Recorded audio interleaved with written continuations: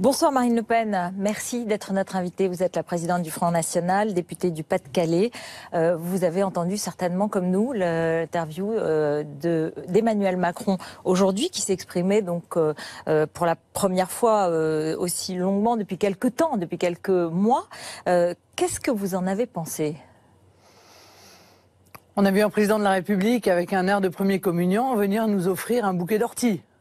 Voilà, en réalité, l'exercice a consisté à venir refaire, droit dans ses bottes, pour reprendre l'expression d'usage, la liste des bénéficiaires de sa politique et puis la liste des victimes de sa politique. Voilà, la liste des victimes, les retraités, les étudiants, les ruraux et les automobilistes, en leur expliquant qu'on les remerciait beaucoup d'accepter de s'appauvrir au bénéfice donc des gagnants de la politique d'Emmanuel Macron, les multinationales, l'Union européenne, parce que même s'il n'en a pas parlé, elle a bénéficié d'une augmentation spectaculaire du budget de la France, 1,5 milliard de plus en 2018 par rapport à 2017, et puis l'immigration, quoi qu'on en dise, sur lequel aucune annonce n'a été faite, pas plus qu'il n'y en a eu d'ailleurs sur le terrorisme islamiste.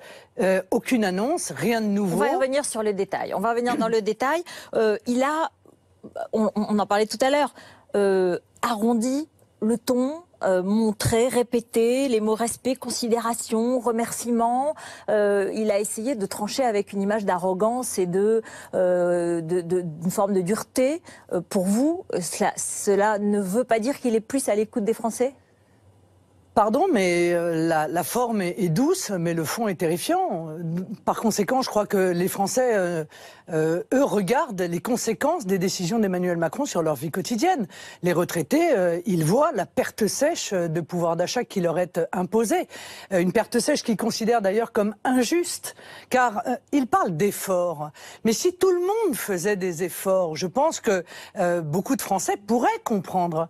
Le problème dans la politique d'Emmanuel Macron, c'est que il y a ceux qui doivent se sacrifier, qui sont les plus modestes, qui vivent déjà dans des conditions les plus difficiles. Et puis il y a ceux qui ont vu leur situation déjà très aisée s'améliorer de manière spectaculaire. C'est ceux qui payent plus l'ISF, ce sont ceux qui bénéficient de la flat tax à 30% sur leurs revenus financiers. Vous voyez, donc c'est ça qui... Et cette injustice-là, il n'est venu y apporter aucune réponse. Il a dit, c'est comme ça et pas autrement. Alors, il a expliqué qu'en fait, c'est vrai que sa conception et sa philosophie, c'est que la production en France redémarrant, cela créerait des emplois et que ceux qui finalement bénéficieront peut-être de sa politique, comme vous l'expliquez, devront rendre et devront être patriotes. Il a utilisé ce mot. Ils devront investir en France, créer des emplois en France. Pour vous, ça n'est pas ce qui peut se passer? C'est une forme de projection comme ça dans l'avenir? C'est surtout une bonne excuse pour pouvoir faire des cadeaux à ceux qui n'avaient pas besoin de recevoir des cadeaux. Et pour cause, puisque la vie leur en avait déjà beaucoup donné. Je rappelle que c'est exactement la même philosophie qui avait été utilisée au soutien des fonds considérables qui avaient été donnés aux entreprises. En leur disant, regardez, on va leur donner beaucoup d'argent, avait dit François Hollande, mais ils vont en contrepartie, parce qu'ils sont patriotes, nous rendre des emplois. Souvenez-vous, monsieur Gattaz se baladait avec son petit badge 1 million en expliquant qu'ils allaient faire 1 million, créer 1 million d'emplois. Aujourd'hui, Marine Le Pen, on est à 2% de croissance et on a plus 700 000 emplois. On a quand même une amélioration de la situation. Les entreprises y ont pris leur part. C'est aussi une réalité. Je vous demande d'être extrêmement prudente sur les prévisions qui sont faites de création d'emplois, dont nous savons pertinemment qu'entre ce que déclarent les entreprises en tant que nécessaire pour leur développement et ce qu'elles sont capables après de transformer en emploi, crée souvent un effet déceptif. Donc restons très prudents. La croissance est à 2%. C'est vrai qu'il y a plutôt une assez bonne disposition économique aujourd'hui. Est-ce qu'elle est suffisante pour créer des emplois?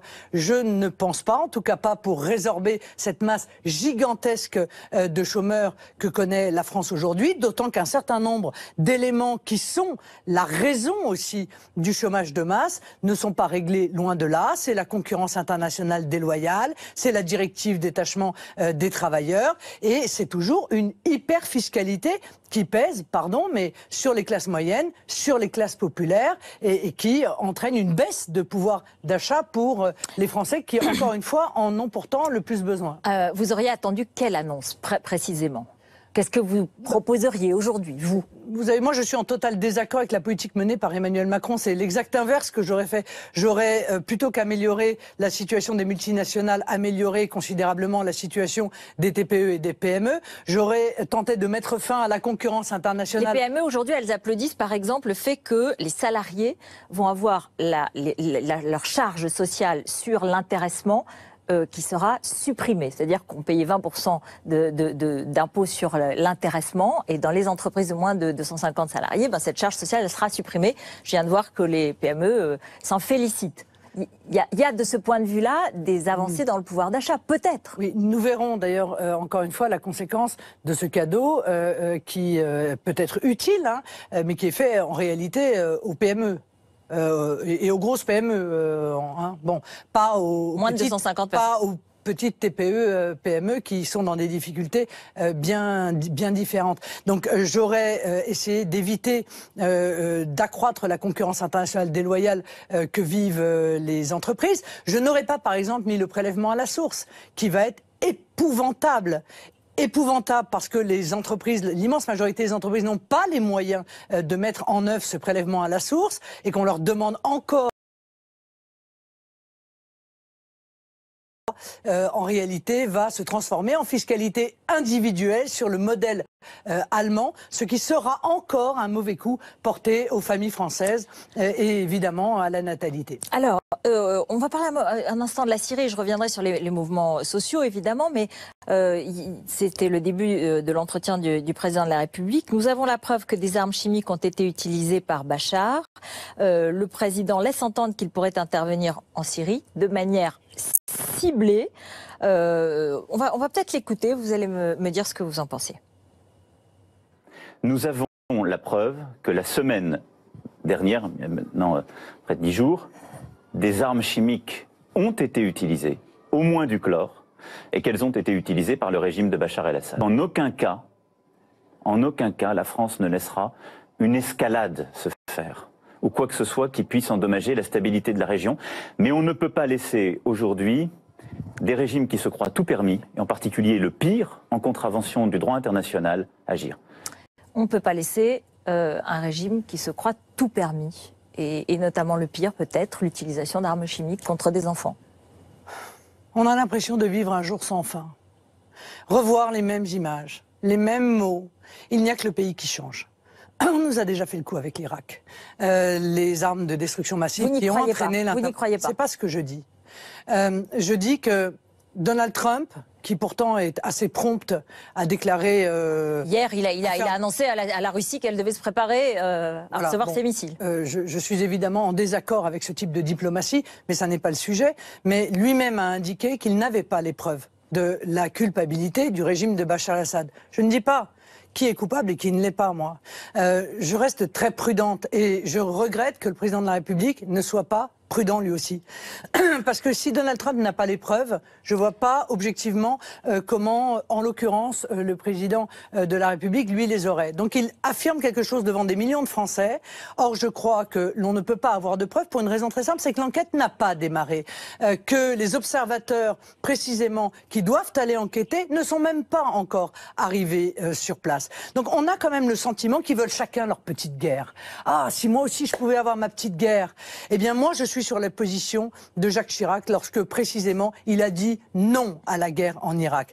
Car on a vu que Nicolas Sarkozy s'est précipité comme un docteur Folamour en Libye, avec les conséquences que nous avons connues, la déstabilisation et la submersion, les vagues migratoires qui en ont été les conséquences. Si on refait la même erreur en Libye, en Syrie, ce sera catastrophique. Donc, juste à l'instant, je veux vous dire que selon l'agence Reuters, l'administration américaine disposerait de preuves d'attaques chimiques à travers des échantillons. Mais par ailleurs, vous avez raison, il y a des experts qui vont sur place et qui y arriveront samedi et qui feront les examens. Mais qu'il y ait une attaque chimique je crois que, compte tenu des images que nous avons pu voir, ça semble ne pas faire de doute. Est-ce que c'est une ligne rouge? La question, c'est qui est responsable de cela? Car enfin... Est-ce que c'est une ligne rouge pour vous? Est-ce que c'est quelque chose qui pose problème? Mais évidemment que ça pose problème. Ça pose problème pour la communauté internationale tout entière. Mais la question, c'est qui est coupable? Car enfin, Madame Ekrève, il y a là-bas des fondamentalistes islamistes. Il y a des terroristes islamistes. Comment peut-on considérer qu'ils ne pourraient pas être responsables éventuellement de cela? Dans ce quartier, dans cette partie-là, c'est le régime qui bombarde. C'est le régime. C'est le régime de Bachar al-Assad. C'est le régime qui lutte contre les fondamentalistes islamistes. Il faudra d'ailleurs se poser la question, Madame Ekrieff, à un moment donné, qui sont nos alliés? Qui sont nos alliés? Bachar al-Assad est notre allié? Non, c'est la question que je pose. Qui sont nos alliés? Dans les rebelles, qui sont nos alliés? Est-ce que nous ne sommes pas alliés avec des gens qui sont des fondamentalistes islamistes, qui retiennent en otage la population syrienne, qui se servent de civils pour en faire des boucliers humains? Qui sont-ils? Quels sont les groupes avec lesquels nous discutons? Nous voulons avoir les noms de ces groupements, les noms de leurs dirigeants. Parce que moi, je me souviens, il y a quelques mois, d'un gouvernement qui nous expliquait que Al-Nostra étaient des gens plutôt pas mal. Ils étaient plutôt bien, nous disait M. Fabius. Or, il s'avère que Al-Nostra sont des épouvantables fondamentalistes islamistes liés évidemment à l'État islamique. Donc, à un moment donné, la première des choses à faire, c'est de dire avec qui nous combattons. Qui sont nos alliés? Or, moi, je viens dire, mais c'est ma position, que nous devrions avoir, à l'égard de ceux qui luttent contre l'État islamique, ou en tout cas avec ceux qui luttent contre l'État islamique, des relations renforcées. Car le vrai danger pour la France, c'est l'État islamique. Donc, attendez, quels que soient les agissements de Bachar al-Assad contre son peuple, il faut le considérer comme un allié? Non, ça n'est pas ce que j'ai dit. Mais ces grandes phrases qui sont utilisées le sont en général au soutien de développements qui sont terrifiants. C'est les mêmes mots qui ont été utilisés pour intervenir en Libye. On a obtenu la chute de Kadhafi. Pour quel bénéfice pour la France? Puisque nous savons d'ores et déjà que ça a contribué à aggraver considérablement le risque terroriste sur notre pays. Voilà ce qui est dit. Voilà qui est dit pour la Syrie. Vous dites attention, pas de guerre, attention qu'on ne refasse pas ce scénario. Pardon, ce qui m'inquiète plus et ce qui fait ressembler beaucoup le scénario. C'est pas le même scénario puisque là, en l'occurrence, le président dit il faudra c'est seulement détruire les capacités chimiques et on n'attaque pas les alliés. Et on ne veut pas d'escalade. Et on n'attaque pas les alliés du régime de Bachar al-Assad. Ça n'est pas ce que j'ai entendu. Ah ben il l'a dit hier soir. Moi j'ai entendu sur TF1 le président de la République dire qu'il souhaitait en réalité le changement de régime. Ça veut dire qu'on fait exactement la même chose que ce qu'on a fait, encore une fois, en Libye. On cherche à intervenir pour obtenir un changement de régime. Eh bien ça, je crois que c'est une ingérence dont nous connaissons les conséquences et dont on devrait, encore une fois, mesurer les conséquences futures pour avoir aujourd'hui la capacité de mesurer les conséquences qui ont été celles de cette philosophie. En Syrie, en Libye. Sachant pour clore que les alliés de Bachar al-Assad sont pas seulement la Russie, mais aussi l'Iran, et que l'Iran, son rapport au fondamentalisme islamiste n'est pas non plus extrêmement clair. Vous le reconnaîtrez avec moi. Vous avez parfaitement raison, Madame Ekrieff, mais le sujet n'est pas là. Le sujet, c'est qui nous menace. Est-ce que c'est l'État islamique qui nous menace ou est-ce que c'est le régime de Bachar al-Assad qui nous menace? Moi, je ne pense qu'à une chose, toujours. C'est l'intérêt de la France et la sécurité des Français. Là-dessus, on a évoqué, le président a évoqué la lutte contre la radicalisation et il a dit qu'il s'était donné les moyens de fermer des mosquées à Aix, Marseille, à Sartrouville, que le financement étranger des mosquées sera sous contrôle de l'État, transparent, qu'il promulguera également demain une loi qui permettra de mieux contrôler les écoles privées, y compris hors contrat, avant leur ouverture et même après. J'imagine que cela peut vous satisfaire. C'est le service tout à fait minimum. Service minimum. Il vient nous expliquer qu'il a fermé 3 mosquées en 1 an. Mais vous croyez que c'est suffisant? Alors que nous savons qu'il y a 100 mosquées radicales dans notre pays. Ce n'est pas moi qui le dis, c'est le ministre de l'Intérieur qui le dit. Et encore au bas mot, celle que le ministère connaît. Donc non, bien entendu, ça n'est pas au niveau. Sa loi sur la sécurité intérieure, qui a été une petite loi de police administrative, auquel d'ailleurs il nous renvoie dans son interview, est une loi nulle et de nul effet. Cette loi ne sert strictement à rien, elle n'est pas à la mesure du danger. Et j'ai entendu le président de la République dire dans son discours d'hommage à Arnaud Beltrame qu'il y avait un fondamentalisme insidieux qui se développait sur notre territoire.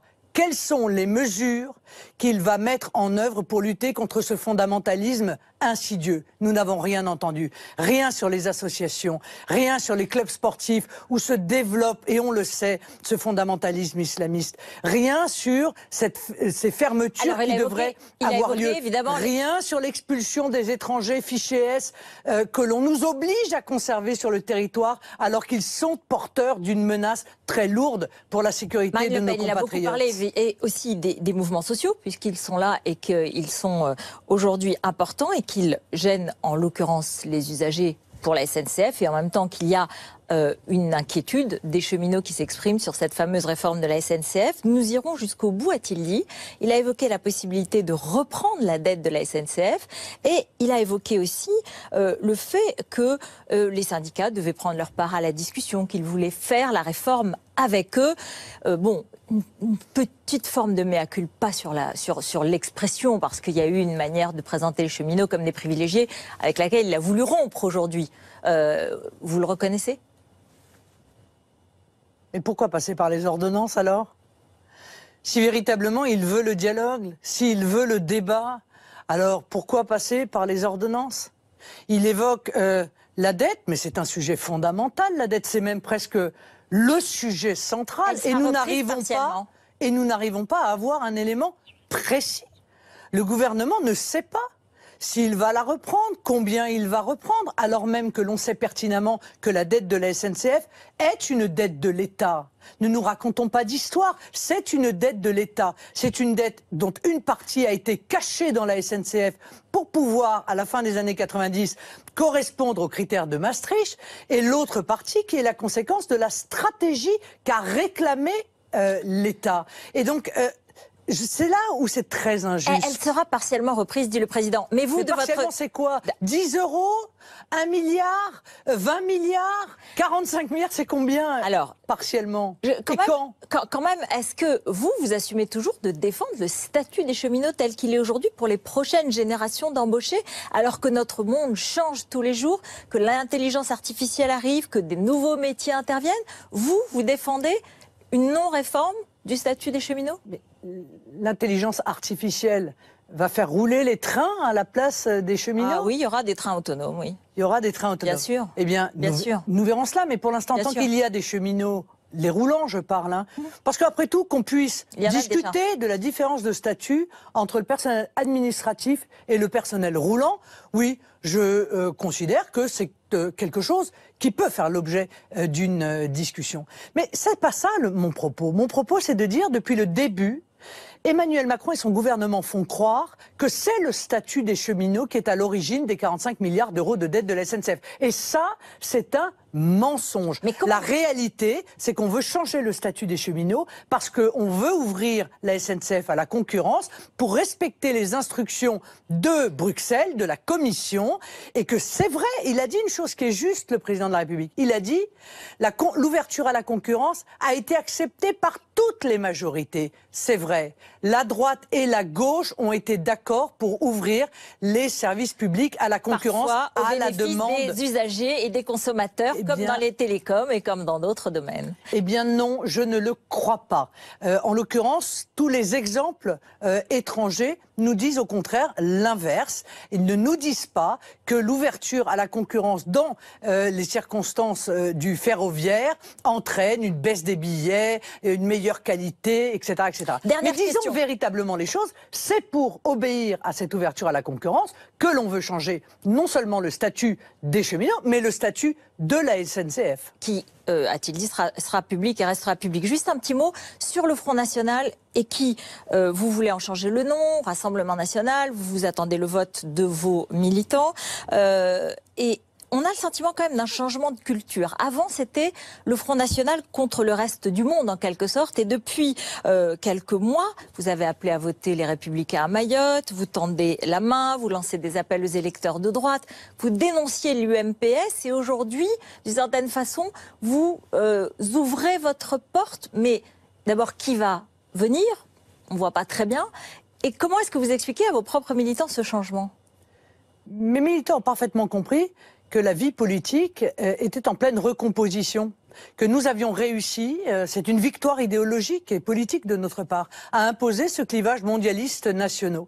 Et que, évidemment, il y a des gens de droite et de gauche qui sont attachés à la nation et aux protections qu'elle engendre d'ailleurs, et qui ne veulent pas voir la nation disparaître dans une forme de magma mondialiste que défend Emmanuel Macron. Emmanuel Macron rassemble sur le mondialisme. Oui, mais et il rassemblera demain contre le mondialisme. Attendez, et il rassemblera demain sur l'européisme. Oui, mais qui bon. Demain, vous aurez une liste aux européennes, mais il y en a plusieurs autres qui s'annoncent déjà et qui seront sur cette ligne non européenne, si vous voulez, ou non européiste, comme vous voulez.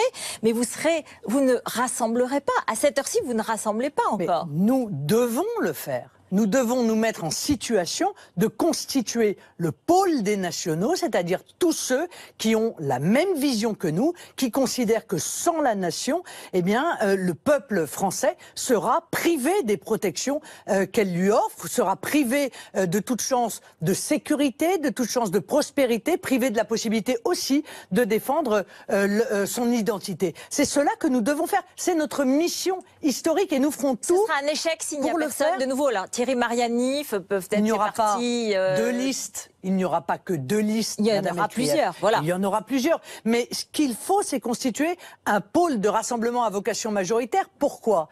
Parce que moi, je crois que les eurosceptiques peuvent constituer une majorité demain au sein du Parlement européen. Et ce sera une première historique, car jamais ça n'a été le cas. Non, je ne serai probablement pas tête de liste parce qu'on ne peut pas tout être. Qui alors? Qui alors? Mais je mènerai la campagne. Qui alors? Je mènerai la campagne avec non seulement la tête de liste, mais avec tous ceux qui soutiendront la liste aux européennes. Qui alors? Mais nous verrons. Demandez donc à M. Wauquiez. C'est plus intéressant de savoir qui sera sa tête de liste parce que sa tête de liste déterminera sa ligne politique. La nôtre, elle est connue. Oui, M. Wauquiez qui, dans la popularité, a bondi chez les électeurs du Front National récemment. Ça vous a pas inquiété? Vous me direz, il dit la même chose que nous. Le problème, c'est que, en disant la même chose que nous, il ne l'a jamais fait, jamais mis en application quand il était aux responsabilités, notamment comme ministre des Affaires européennes, où il a poussé à une Europe fédérale et carcérale. Merci d'être venu sur notre plateau. C'est le 20h politique tout de suite.